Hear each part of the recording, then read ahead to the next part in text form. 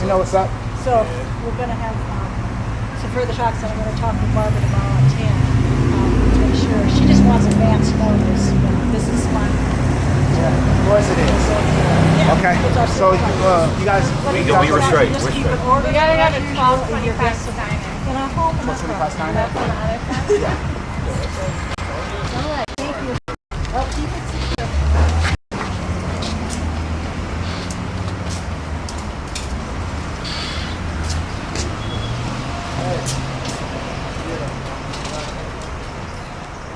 Just all the play food, all play the food to see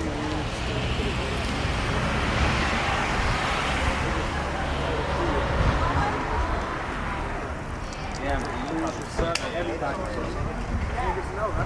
That's that scholarship. And as you can see, we're here. We weren't just here for last week, before last. We're gonna stay here, help y'all in every way we can.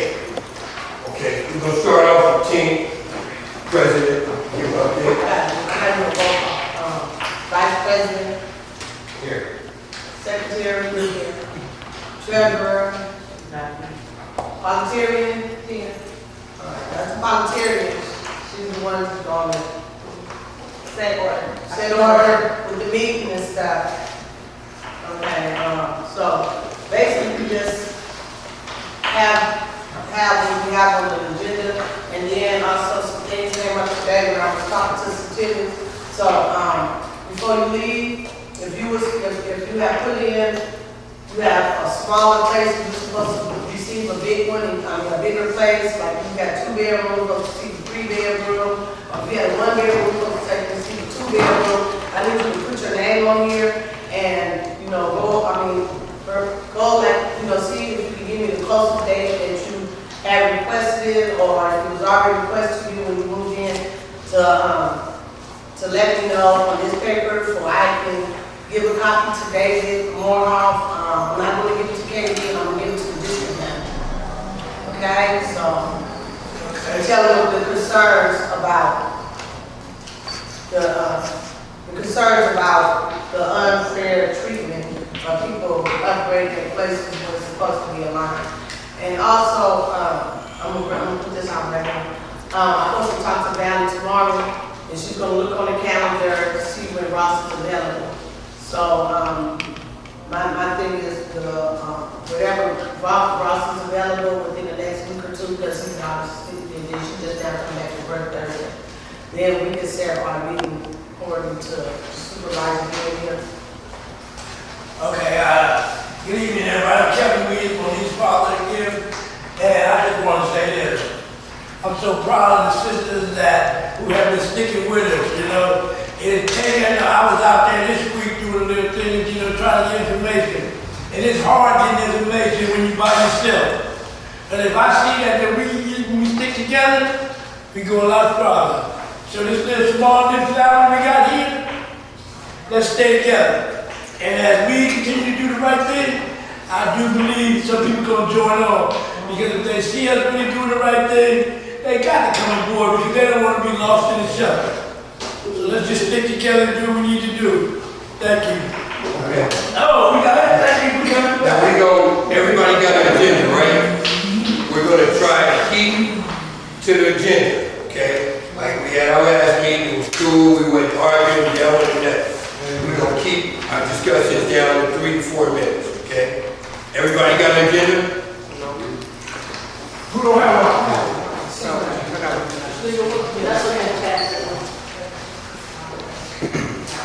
That's the minute for that. Okay, everybody have one?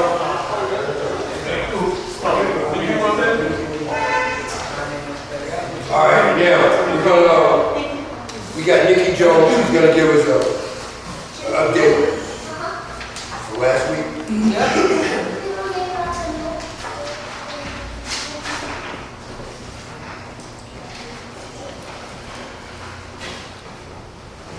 Wow.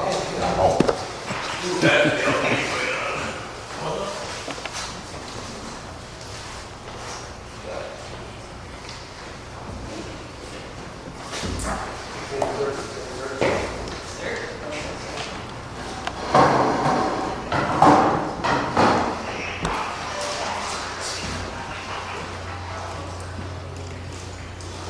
Anybody got any? Yeah, got you. Yeah, I mean, until she get ready. Light on? If you're gonna speak and she's not ready, yeah, turn the light on. It'll be more helpful. Okay.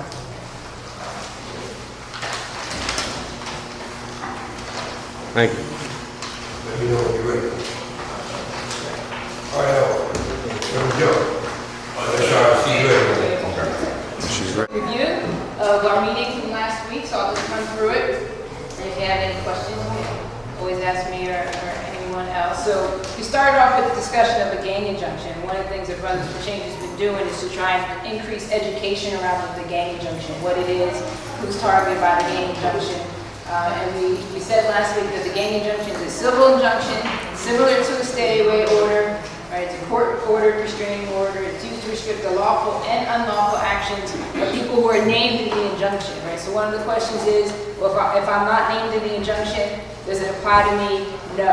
Or you have to be named in the injunction for it to apply to you.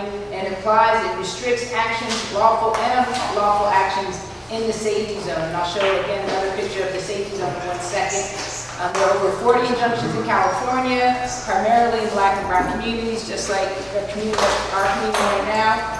But community members typically have very little role in the process, right? So it's kind of a one-man show. The gang injunction comes down, and one of the things that the community has been trying to do is to have more of a voice, right, in how the gang injunction impacts the community and the opportunities that people who are named in the injunction have to get off of the list. Because right now, as with all the other injunctions, it's a permanent injunction, and it's forever unless you go through the work of getting your name removed from the list. All right, as we said before, an officer who was cited in the Justice Policy Institute report likened the gang injunction to martial law. And a young man that we spoke with a couple weeks ago said it's a trap, right? It's a trap. So it's kind of constant monitoring of young people's behavior. And again, we talked about how the gang injunction and other really punitive policies are a response to the violence that happens in the community and the public image of the community, particularly when it comes to violence, and kind of pressures politicians and public officials to do something, right? And the gang injunction is one of the things that is done here in San Francisco, but in California, more broadly. Fine.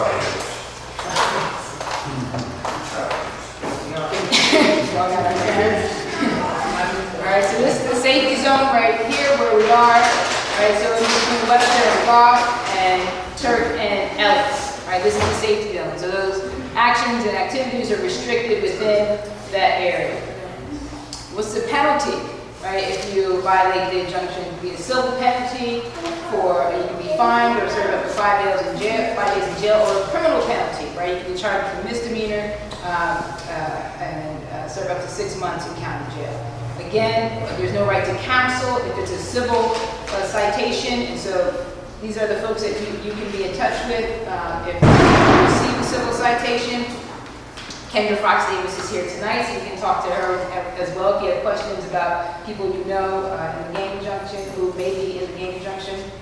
If you're arrested or someone you know is arrested for engaging in activity in violation of the injunction and they're charged with a misdemeanor, then you do have access to the public defender. Now, I just want to quickly, in the last few minutes, I want to talk a bit about, I want to review the questions and some of the questions and concerns that came up last week, and they're on the agenda as well. So just around the gang injunction, again, I already mentioned how one young man described it as a trap. Another young man that we spoke to several weeks ago, who is not on the gang injunction, not named in the gang injunction, said it was a family injunction, right? So it's splitting families apart, people who are cousins or brothers or family members can't be seen together, or family members can't come into the area, right? So it really has an impact at the family level. Now last week, this was on the sheet that we gave out last week, and you have this on your minutes as well. We had a few questions for folks to answer. And so we handed these out, and 9 people handed them back in. I think it was a little less than everyone who was at the meeting. And from here, we have the results from that nobody who was at the meeting was on the injunction, and one person had a family member who was at the meeting last week who was on the injunction. But still, there were concerns that went beyond who was on the gang injunction list in general around police surveillance and harassment that was connected in some way to there being a gang injunction. There was concern about police officers coming by and going in people's pockets, right? So stopping young men on the street and and searching them, or patting them down and searching them, right? There was a concern that youth in the complex couldn't hang out with people that they've been growing up with their entire lives, right? Now that kind of activity, right, and that engagement is criminalized. And there's also a concern that young people are being told, so these are people under 18, right now there aren't any juveniles named in the gang injunction, but there's a concern that teenagers are being told that they're going to be added to the injunction. So when people come by, or police come by, there's kind of an added level of harassment or intimidation, saying, you know, I'm watching you, you're going to be on, I'm watching you, and so on. So those are some concerns that we heard here and that we've heard a little bit outside here as well. There's also a concern for need for activities and opportunities. So if you have all this surveillance and you're always watching people, what other opportunities are you providing for them at the same time? Right? So what else do, as one of the man who was here last week, so what else do we have to do around here? Of course, there are concerns about the eviction that we're going to talk about today, and this is related in some ways to the gang injunction, perhaps related more to the level of surveillance that exists right now in the community. So the eviction is, what people are saying is that the language that people may be evicted pending a criminal investigation. So I did a little research about how that's tied to federal housing policy. What I came across was the federal housing policy, one strike and you're out. That was first introduced in 1996. And it's federal law, federal policy that encourages public housing associations to develop and enforce strict screening and eviction as part of their anti-drug, anti-crime initiative. That's how they describe it. And so it allows the public housing authority to evict people if there is evidence, right, of any criminal activities. That's one of the phrases that people kept saying last week, pending a criminal investigation. It doesn't require that an individual be arrested or convicted, right? So there's kind of widespread authority, right, on how management or how public housing authorities can use this law, but there are also federal guidelines, right? And so, and people who are familiar with eviction law should be aware of this and should be able to help you understand whether or not there are violations. Because residents, it doesn't allow discrimination or intimidation, right, or the violation of privacy rights or civil rights of residents. It doesn't allow for that. And so that's a serious concern. I think that we should get, at some point after today, maybe think about looking into this a bit more and into looking at how this might be working here. And also is concerned about parents being targeted by management because of the behaviors or activities of their teenage sons. And the need for, heard this loud and clear, the need for more respect between residents, more respect of residents by management. Right? That there's this abuse of power that may be going on, but also this constant disrespect that makes it difficult for people to work together and to get community dialogue going around these evictions.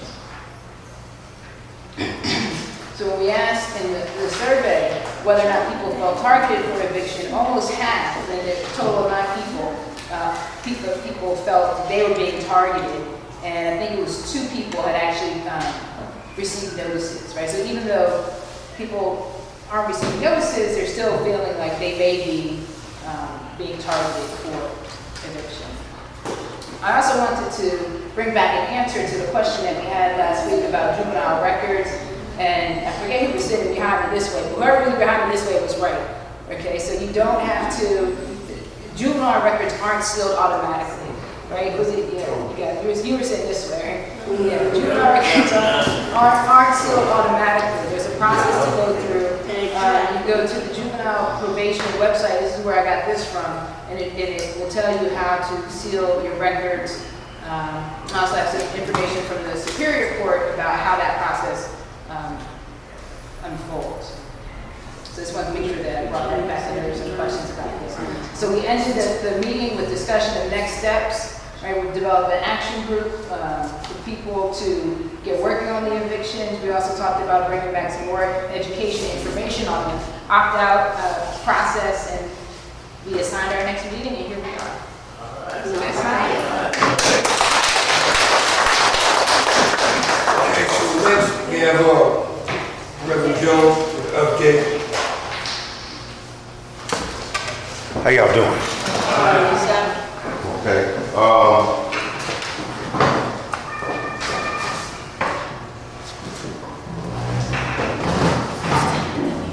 These two letters I just got today, so I haven't even had a chance to look at them or talk to anybody, but I did talk to the Housing Rights Commission today. And I had somebody working. Only letter I received from the sister right there, and hers wasn't really it wasn't an eviction, it was about a return rent. Right. It was about return rent, and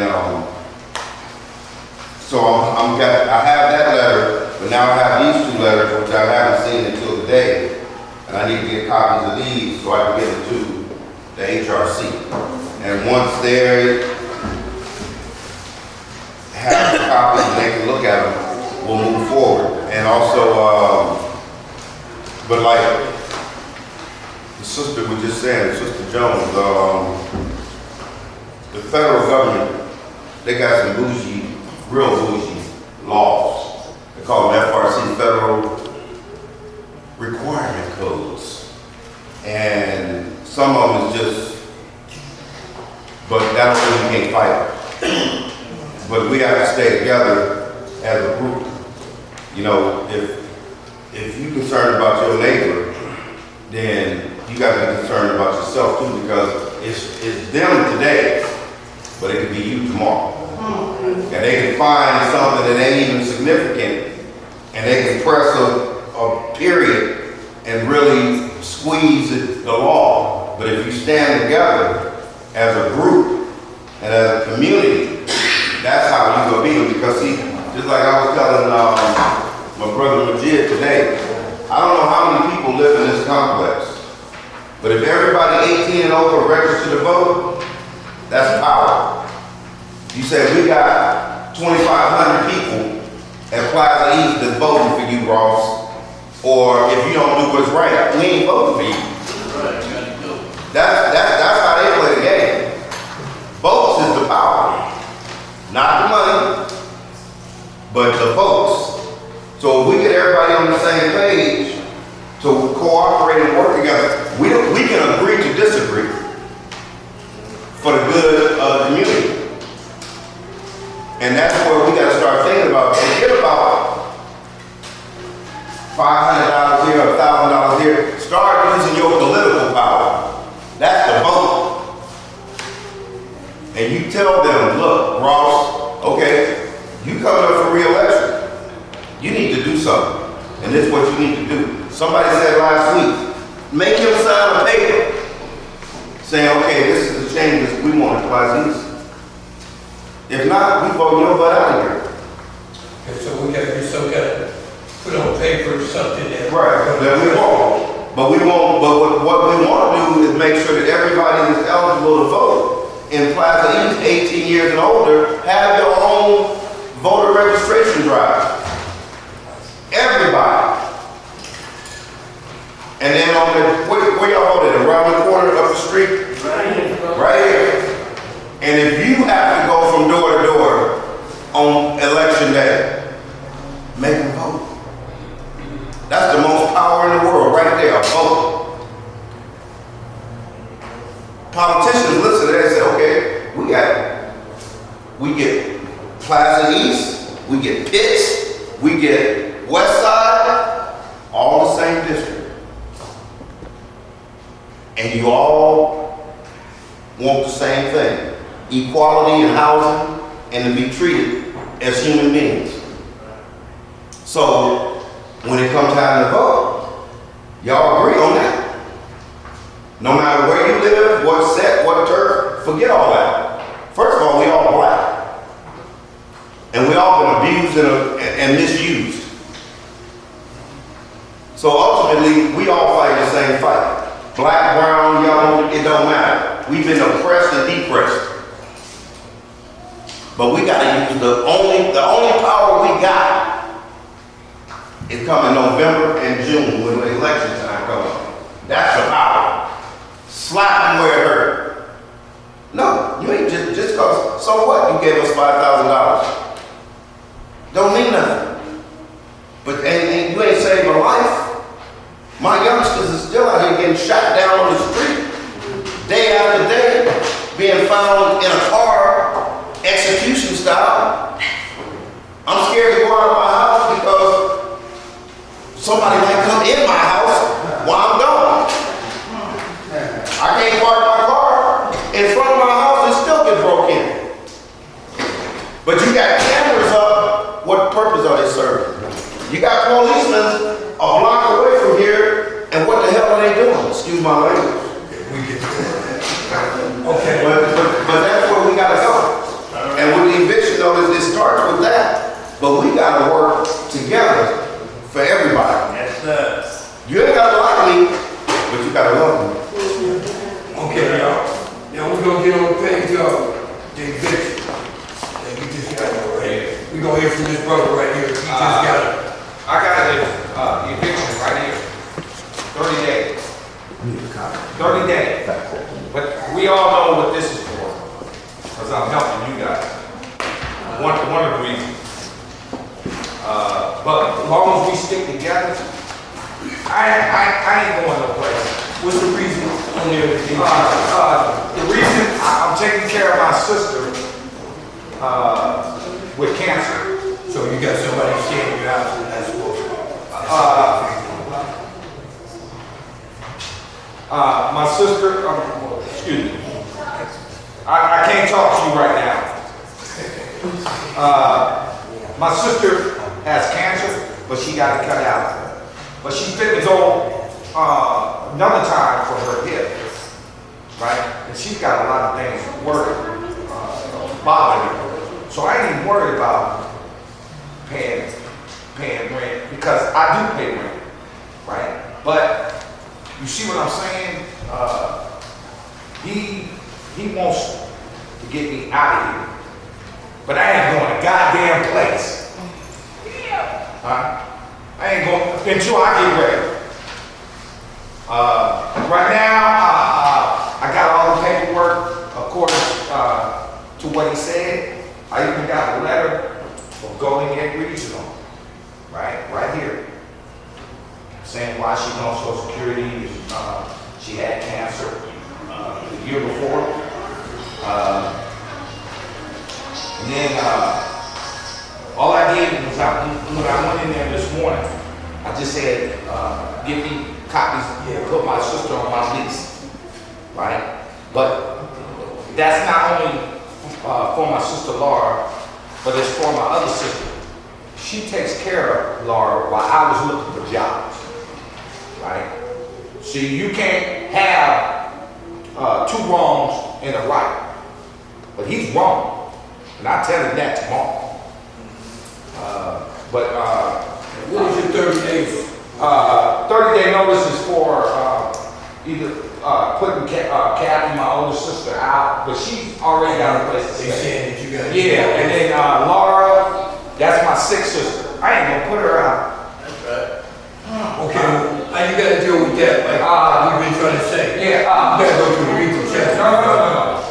Already been down to the office today, picked up the papers for my sister Laura. Okay, is that gonna help you for it? Yeah. And then I gotta talk to KD whenever he gets the time, right? About my other sister. My other sister don't even live here. Right. Work here. She just work here, taking care of my sister.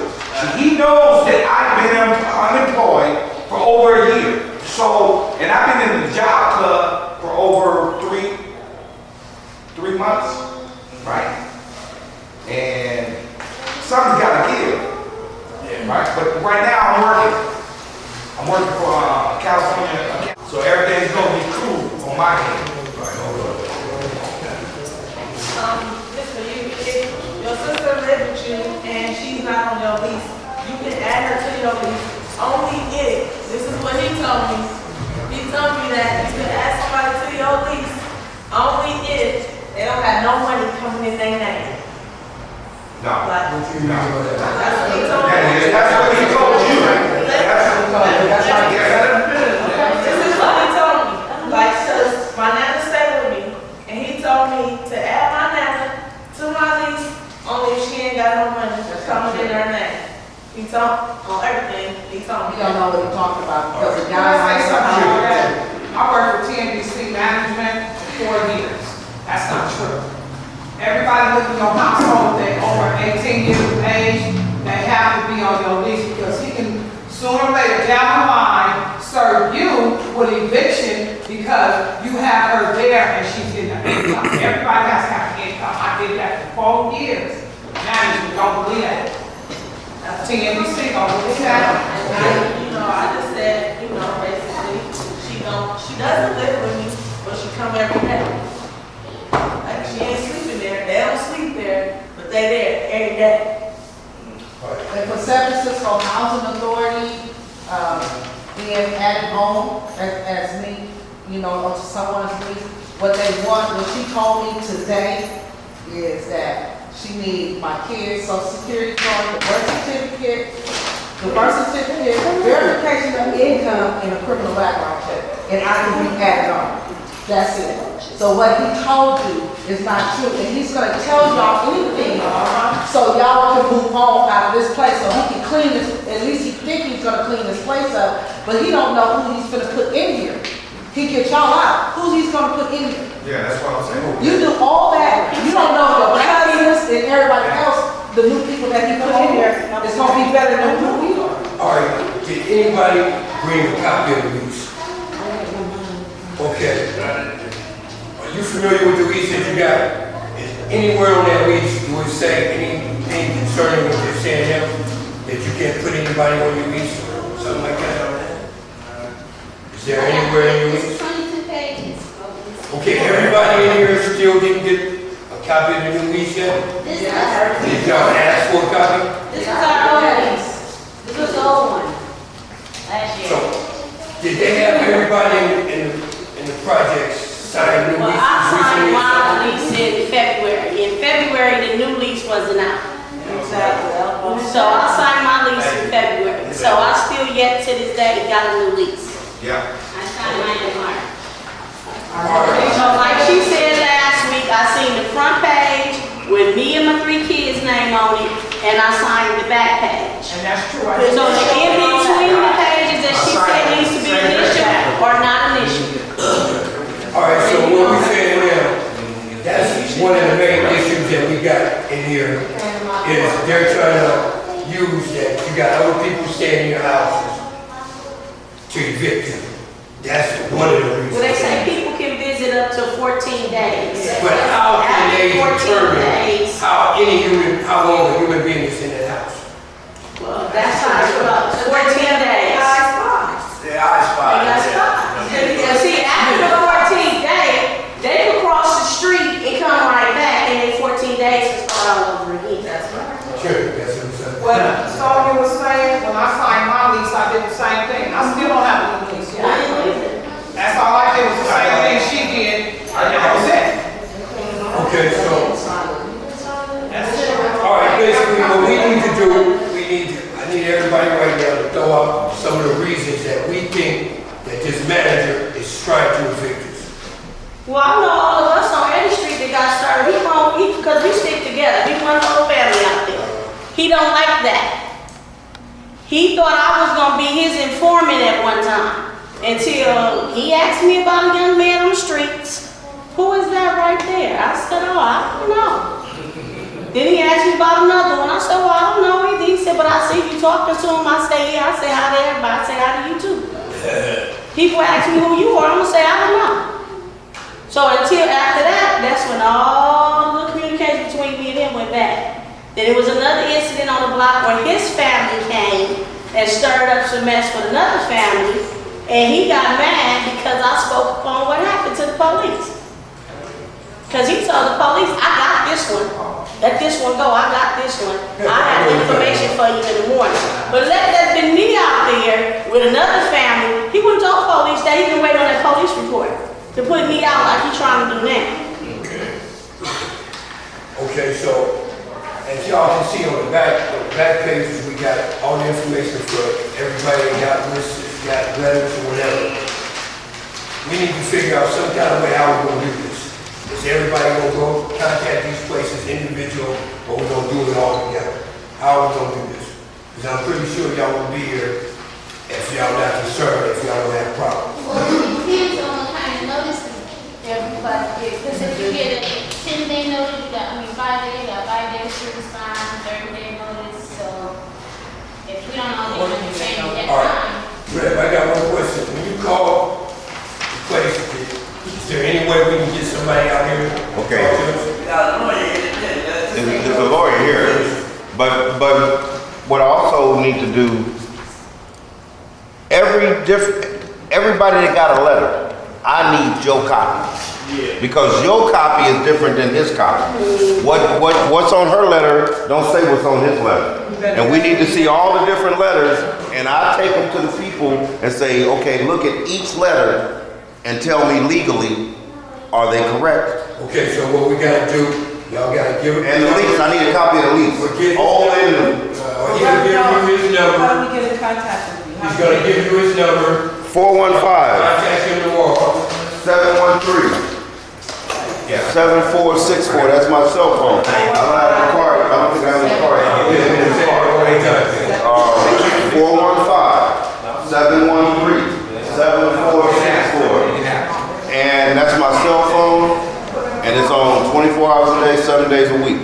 And when you call me, I need a copy, fax them to me. And then I will call the HRC, and I will make an appointment myself and take the letters to them and let them look at it. Oh, okay. She's never received the letter. All she got was an eviction. Scoot over a little bit. It wasn't even late payment. When she went to try to pay her rent, they said they was not accepting her. I called the lawyer. The lawyer said that she's not even only one of the ones that's on the eviction. But the lady here said that she was. I still keep calling this lawyer. He has no paperwork on her. You mean Torres? Huh? Francisco. He has no paperwork on her, so he's waiting for the paperwork here. Why would she get evicted? She never had a raise, she never had nothing. He just not accepting her. But does she have a letter of any She type? has no letter. Well, then she ain't evicted. They gave her a 30-day notice. They would not have accepted her rent last month. If they're not accepting your rent, put them in money orders, or put them in open up an account. You gotta. All right, hold on. Yeah. I was just gonna say that my mom was just about to get evicted. And she contacted somebody. So while the reverend is doing what he do, if anyone got issues, y'all should go down there and talk to him, because this is one-on-one, but he's doing it a collective effort. But then as soon as we got the lawyer, as soon as the manager, they backed up off us. You know what I'm saying? And they was trying to deal with other people being up in there. And then Eris, he also went through one of these organizations, and they actually, She should call one of these people. Okay, yeah, that's my opinion. We should all still call one of these places over here. We're gonna deal with it both ways. Okay, so everybody agreed that Rev gave everybody their numbers. Tomorrow y'all can call them, you can get a copy of whatever paperwork you got, and then he'll deal with it on his way. But I encourage y'all to go to one of these places. Not next week, we got the next. Tomorrow. Can I say something? See, the thing is, the first letters, when they went to accept their rent, see, it's two different things really going on. When they did accept, there's more people that their rent was accepted, but some people just ain't coming. They gave them the paper first, and then they're telling people that they're under investigation. Okay, now you got maybe 2 or 3 people with eviction notices now. But the same paper they're using, so like 3 or 4 months down the line, they may not, see nothing, and then, oh, come pay your rent, people don't have their rent. So when I was talking about housing, housing authority, when they did that, they have escrow where you can put your rent into for when it's time you go. But that is not set up here at McCormick & Barrett. So McCormick & Barrett is set up with housing authority. So how do we get that? That's why the whole purpose of us going to one of these legal places. I know if y'all get behind in your rent, there's too many organizations out here that will help you with your rent. I had problems, they would not accept my rent. I had to pay PG&E, I had to pay this, I have to do that. That will help you out here pay that back. Save as much as you can, because I know, like I said, for my niece, it's real hard, you know what I'm saying? Okay, you're not accepting my rent. Okay, school time came up, okay? School time, whatever it is, I need to cash this money order that I save for my rent, my back rent, to buy school and supplies and whatever I need to do. She had to cash that check, that money order that she saved. She got behind in her PG&E, but I'm just saying, save as much as you can, but there's organizations out there that will help you. This is a big case right here. Okay, let's get back focused, y'all. So we're going in circles. We know what's going on. We all know what they gave us papers for and everything. We got a solution. Let's do it. Okay, we can sit here and talk until we pull the face. We have to take action. Yeah, that's what, okay. I got something to say. They was just outside, standing in front of her door, and then everybody standing right there, right where they are, talking, the neighbors. And they was out there, one cop was saying, well, on section 140, I said, well, fuck that section. These are residents. Right? These are residents. They outside taking pictures of people, the residents and all that. They got no damn right. That's right, take pictures of them. Like they take a picture of. I gotta go. Take pictures of the broken window right No, there. they just take a picture of the broken window. That's They all. just take a picture. All right. Thank you. Why all of a sudden they want to take money? Thank you.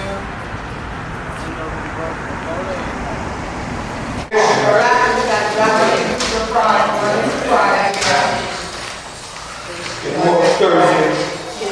Where's One here from 30 and 1 p.m. to 2:30. Okay, from 1 to 5. The Housing Rights Committee. Which one y'all talking? Which one do y'all want to do? Eviction. The bottom one? Okay, it's from 1 to 5, right? Okay, can we meet tomorrow at 12 o'clock? We can meet right here at the bus stop. Wherever we want to go, I'll go down there with y'all. And it looks like they want to go to Maybe I just go to the ball. Okay, I'm talking about the top one. Yeah. Okay, it's 10 o'clock in the morning, too early for everybody? And they got that one. And they got that one. Let's make it 1 o'clock tomorrow. So we'll meet here at 12 o'clock. Who's ever here, we'll go. If you're not here, oh well, y'all gonna deal with it. I would love to go. I would be taking four of our youth to court to juvenile hall. We'll give them a ride to juvenile hall. Okay, So I'm not like, I'm going to be there. Okay. I would love to go. All right, okay, so we got that. We came to agreement on that. Tomorrow, 12 o'clock. Okay, but see, like me, I just have only the first formal letter. I don't We're have, gonna go down there and submit all these to these people. but when I talked to them, they told me I had to wait for the second letter. Yeah, I taken that notice that they got saying that they can't accept, because I've already responded to my papers. I'm waiting for a court date. I took that notice that they got saying that they can't accept the rent. They told me that they had to wait to receive official document stamped by the court. Something Okay, so there's no place that we can go to deal with this, them not taking our rent? But maybe like an attorney or somebody, the attribution board, maybe the, what's the number? The housing rights committee. I think we can still go down there and start the ball to roll. Yeah, Okay. That's what it's about to lead to. That's the whole reason why they're not taking it. Because Ricky, I there's nothing else they can tell you, okay, if they tell you, wait till you get the letter, but when the letter comes, this is what we're gonna do. Okay, so we gonna go to the Housing Rights Committee. Right. So we got that. At what time? About the letter. 12. Yeah, 12 o'clock. 12 o'clock. Everybody agree, right? Yeah. Okay, well, if you can't, we'll help you to find it. Now, we know your heart is there, too. Okay, we're gonna move on. We're gonna move on down the agenda. Now, we have a lawyer here, Gregory Hayes. He's gonna speak, and y'all can ask him questions about all the violence that we got going on with the police and this so-called gang whisper adjustment. Okay, I'm gonna let my co-worker take over right now. Basically, you know, we've been working on this gang injunction, trying to get everybody on this list, trying to get them off this list. And Kendra Fox is here from the Lawyers Committee for Rights. They came up with an opt-out plan for everybody on this gang injunction list. But since they came up with this gang injunction, it's just been a pathway to through police illegal activity. They've been just doing everything that they want to do, and they just done, since our last meeting, they just done a raid in one of the houses over here, and they took a couple of young men to the police station, and when I was told that they strip searched them at the police station,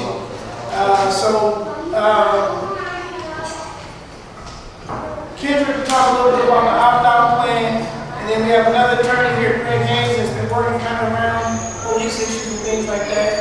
I just brought him out here just to listen and see, what's going on, and, from there. So I'll give it to Kendra, and then we'll let some of the members speak about the police action that's been going on. And then also, those young men, they put one of the ladies, they put one of the ladies who was in here, who received I think she received the eviction notice of first, what's it called?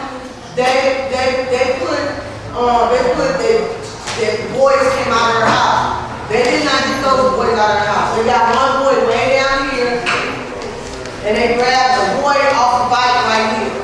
And around 15 minutes into it, the officer came outside and started about her son, and then they went in the house and took her son out. What Tina's talking about now is what happened last week. Jessica. You ready? Can we go to Kendra without we skipping along. You skip it. My fault, y'all. We're gonna deal with the outcome plan first, the gang injunction, and then we'll come back to what happened outside. This is Kendra right here. Okay, I'll be quick. So like Aaron said, my name is Kendra Fox Davis. I work for this group called Lawyers Committee for Civil Rights. And we've been working on the gang injunction, and the information that I have to share with you all today is about how you get off of the gang injunction list if your name is on there. So who knows someone who's been named in the gang injunction? Okay, so probably most important for you all to take copies of this so you can share it with anyone you know, but anyone else who wants copies, if we run out, I can give them to you. But basically, what I wanted to let you all know is that there's a process that exists right now called the opt-out. And this is an opt-out application. Everybody who's on the gang injunction list should have been mailed one of these applications by the city attorney's office. This is an application that you can submit if you're on the gang injunction list to the city attorney's office to explain to them why you were wrongly included on the gang injunction list, or to explain to them how, even if you might have been involved in that kind of activity at one point in your life, you're not involved in it anymore and you shouldn't be on the gang injunction anymore. So the basic steps are just that a person fills out this application, they get letters of support from family, from church, from community organizations that they may be involved in, anyone that they know that can attest to the fact that they're not an active gang member. They submit all that information to the city attorney's office. The city attorney will then meet with them, review their application. They will also talk to the police. They will also very likely talk to gang task force, check and see whether the person has had any criminal contact since the time that the gang injunction was ordered, and make a decision on whether or not they will support removing the person from the gang injunction list. So the value of this process you're on there for life, right? There's no sunset, it's not like probation, it's not like parole. If you do okay for a couple years, then you're off. If you're on there permanently. So the only way to get off is to go to court and have a judge agree to remove your name because it's a court order. That process costs money, right? Hiring an attorney, knowing how to go through the whole court process. A lot of people are intimidated by that, don't believe in that. So this is an alternative process that people can use first that doesn't cost any money, where they can submit an application and try to make their argument to the city attorney, which is the office that put them on the gang injunction list, to try to make the argument to get the city attorney to agree to take them off. And so what our organization does in this process is that we can help people in putting their application together. We can help people just in answering questions if they still don't understand what the gang injunction is, if they don't understand exactly what they need to do to get off. And then we can help try to find a representation so that if they want an attorney with them, when they go meet with the city attorney, then we can provide that service for them. So that's basically what we do. I have a question. I heard you mention that you guys would talk to the police officers and the gang task force, but how do we do that when we're being targeted? Our children are being targeted by those same people? Yeah, no, I don't have anything to do with the police or gang task force. What I was saying, and I probably wasn't clear, what I was saying is that when the city attorney takes someone's application, they will then contact the police. The city attorney will contact gang task force to see whether or not if what the person is saying in their application is true. Like if the person says, I haven't had any police contacts on such and such, I have never been convicted of a crime, all those things will be verified. So the city attorney will check all of those things with the police and with gang task force. But our office's role is only to help people with their application. Our office doesn't work with the police department and doesn't work with gang task force. So even if you have been convicted of a crime, you can't get your kid off that list? If you've been convicted of a crime, you can still apply to get off the gang injunction. There's nothing that says once you've been convicted, even after the injunction goes into place, you can still apply to get off. It's going to be a lot harder. It's an uphill battle either way, because you're going back to the people who put you on the gang injunction and trying to convince them to take you off. So the more time that someone has without any police contact, the better. But they look at a bunch of other stuff, whether or not someone is employed, any other evidence they have of positive community activities. That could include involvement in something like this. It could include going to church. So anything positive that someone has going on at all that information should be put together in their application. Okay, so basically what she's saying is, I don't know none of these youngsters, since they put out this list, that went to court when they gave them a chance to speak up for themselves. None of them did. They put their faith in some guy that we heard, I forgot who it was. Reverend Woods told not to go, and that was the biggest mistake they could have made, if you ask me. So basically what she's saying is she's here to help them go through the channels to get to this court. She's not gonna do it. She's gonna help them fill out the paperwork and everything, so they can be able to present themselves to see how they can get off the list. And we may be able to represent people in the court process too. And I want to say something about what you just said with Reverend Woods, just to clear something up, but I couldn't wait until after. So what do y'all do about another list that's being? Okay, let her finish this first. We're gonna get to that too. Okay. I don't know anything about I'll show you. We'll get to that in a minute. Okay. But don't finish what you was gonna say about this.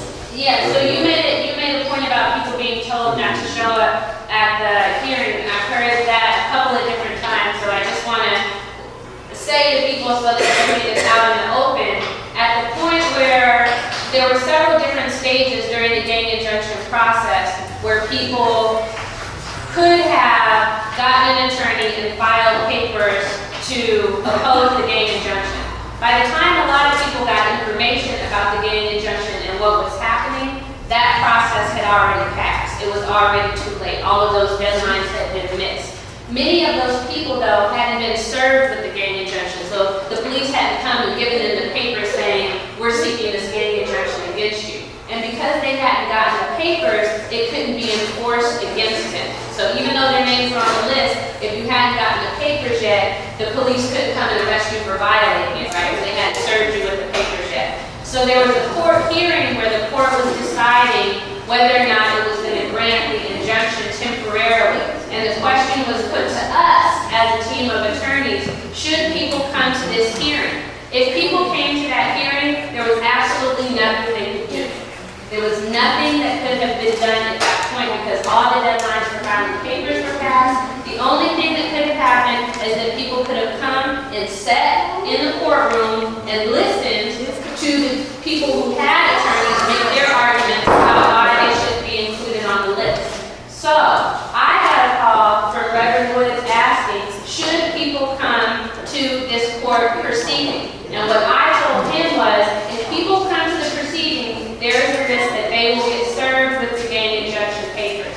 Once they get served, the injunction can be enforced against them. So if they haven't been served yet, it might not be wise to come to the injunction hearing because you're putting yourself at risk for being served and you can't do anything but sit there. So I just wanted to clear that up because I think somehow the messages got mixed and people got the impression that they were told not to come to court, and if they would have shown up, they could have got their names off of the list. And that's just not true. No, the way you got it is Reverend Woods. It was going on for a while. Reverend Woods told them that he was gonna speak for them. I see. Okay, that's what about 3 or 4 of them told me. Okay. And he had an attorney, he had an attorney, it just didn't start. We knew when it came to that point, but before, there was, I was telling them, y'all need to go, But he was saying, don't worry about it, the attorneys is doing everything. So when it came down to that part, too, yes. Okay, I just wanted to make sure that we didn't contribute to any miscommunication. All right, is there any more questions? Yeah, I have one question. I'm not gonna say his name, but I have a family member that was incarcerated at least 2 to 3.5 years before this gang injunction stuff. Before he got paroled, he was placed on the gang injunction list. And we was trying to figure out how did he get put on the gang injunction list if he was way gone before this list even got put together. Yeah. And his name is the first one on the list. One thing that everybody should do, if you know anyone who's on the list who doesn't understand why they're on the list, they can call our office and we can request the papers for them, or they can call the city attorney's office directly, but they can get copies of all of the police declarations that have their names in it, so they can know everything that the police said about them, everything the gang task force and their experts said, everything that the judge considered. And that might be helpful if someone is thinking about submitting an application, because at least then you know what was said about you and why you got put on the list. That's something that I didn't know that. I don't think none of them that they can get the information, like how. So you saying they can request the records and paperwork? Yeah. How did the police come to this conclusion that I'm Well, a getting? lot of it is online. Well, is it I mean, all they that can part of the package Just that go they online right now. Because he got his paperwork while he was incarcerated. Yeah. And when he tried to ask the counselor and all and what's going on, nobody quote unquote knew no information. So he got out, got into some trouble, and now he's back incarcerated. But beforehand, he didn't have anything to do with this, and he's on the gang injunction list. And I feel personally, that's why my household is being targeted, because KD seen him at my house a few times, and he told me after my cousin got into some trouble, he's no longer welcome at my house. I said I can deal with that. But then later on, here I get that letter and I take my rent.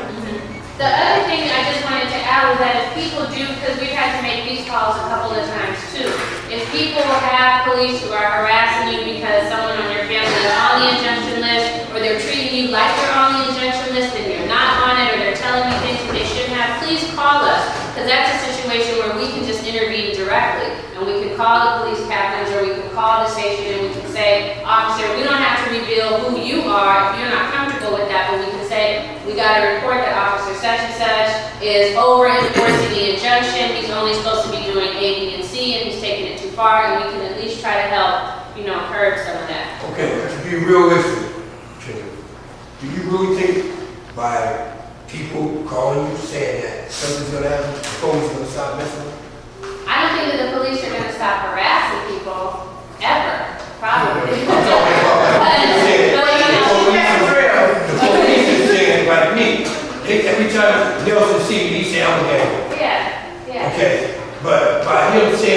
me every time. I don't think there's no way you or nobody else can stop me from doing that. But all we can do is make the effort.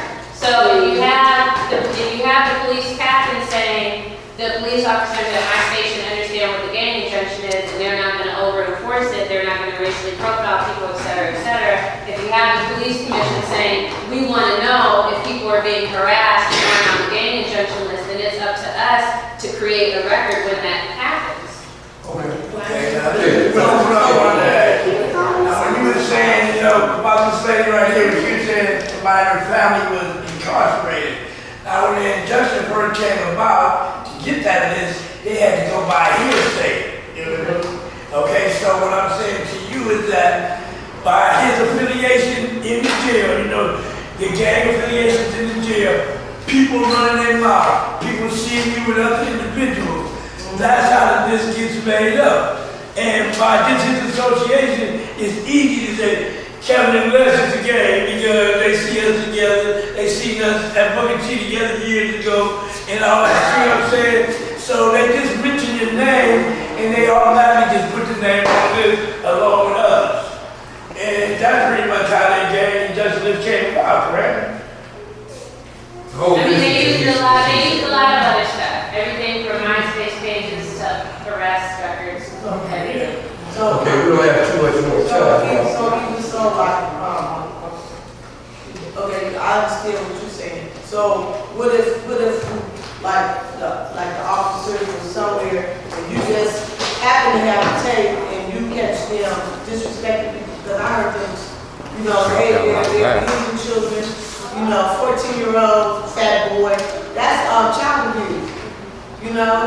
That's one of the child abuse. So the police department is allowed to child abuse our children. If we was to school our children, they'll take them from us. So, but they're allowed to do all that stuff, going to the grounds, going bang on cement and all that stuff. So I mean, what if